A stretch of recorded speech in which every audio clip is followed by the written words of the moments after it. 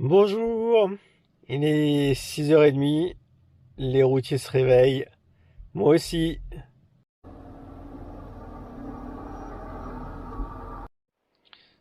Je vais aller voir si les commerces sont ouverts, si je peux prendre un petit déjeuner.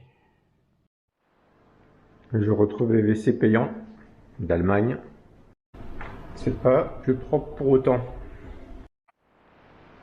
Hier soir, j'ai pas pu y aller parce qu'à 21h45, c'était fermé à l'allemande. Bon, j'ai le droit à un café, c'est ouvert. Et voilà, petit déj en terrasse. Que demande le peuple? C'est reparti sur la autobahn. Tiens, je vais peut-être en profiter pour voir ce que le Santa Fe a dans le ventre. Là, on tape le 180. J'entre dans Münster. Après ce voyage, quand je me promène comme ça dans une rue commerciale où je vois toutes ces marques internationales qu'on trouve partout, j'ai un drôle de sentiment. Je sens que je suis pas là-dedans. Me voici à Principal Markt, l'ancienne place du marché.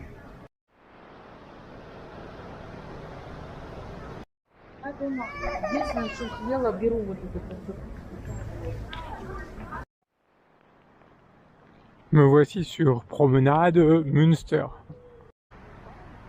Canal avec de l'eau toute verte. Ils jouent au ballon là-bas, et ils ont foutu leur balle dans le canal tout vert.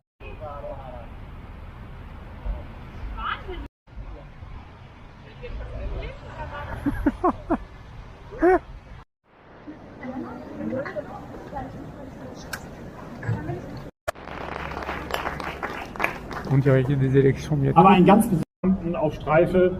Und ich kann sagen, so viel Rückhalt hat die Polizei noch nie gehabt, wie sie durch Herbert.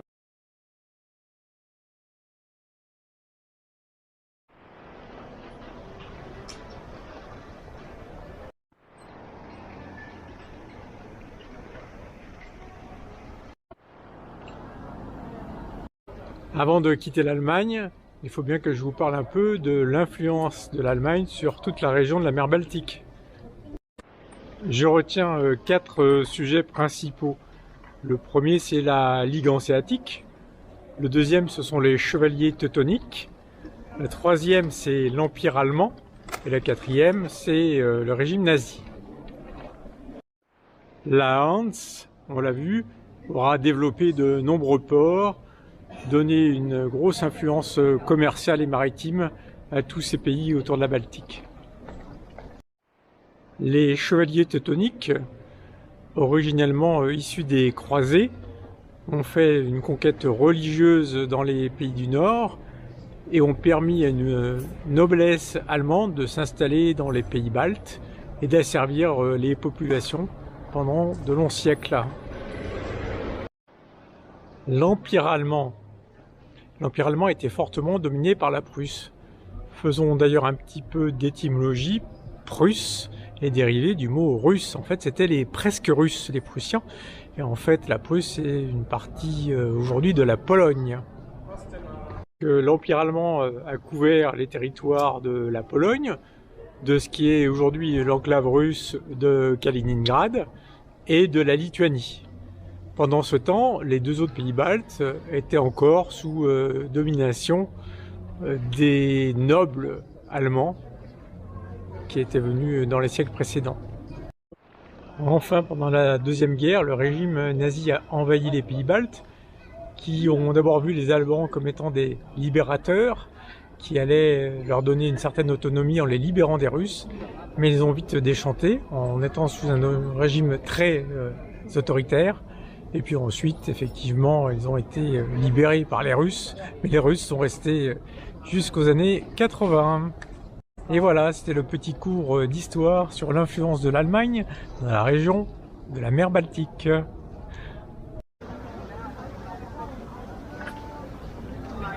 Münster-là n'est pas celui du fromage qui est en France. Et sur le marché, on trouve plutôt comme spécialité des champignons et des glaïeuls. Ben voilà, j'ai fait mes achats. Je quitte Münster. Là, j'ai calé le GPS sur Issy-les-Moulineaux. Il me reste un peu plus de 600 km à parcourir. Je pense pas que je les ferai dans l'après-midi, mais donc je devrais être demain matin de retour à la maison. Une petite pause Burger King aujourd'hui. Ça rajeunit aussi ça. Il est 16h, je traverse la Ruhr. J'apprécie la fluidité des autoroutes allemandes, autant au retour qu'à l'aller. 1 heure plus tard. En quittant Münster, je vous disais qu'il me restait 600 km et que je ne pensais pas pouvoir les faire dans l'après-midi. En effet, il est 4 heures plus tard là et il me reste 500 km encore. Donc bien sûr, je vais dormir en route.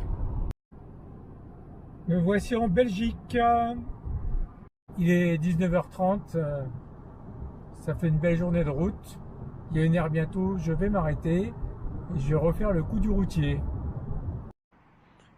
Mes copains sont là-bas en face. Comme aire d'autoroute, c'est un petit peu plus détendu qu'hier soir en Allemagne. La nuit va être calme.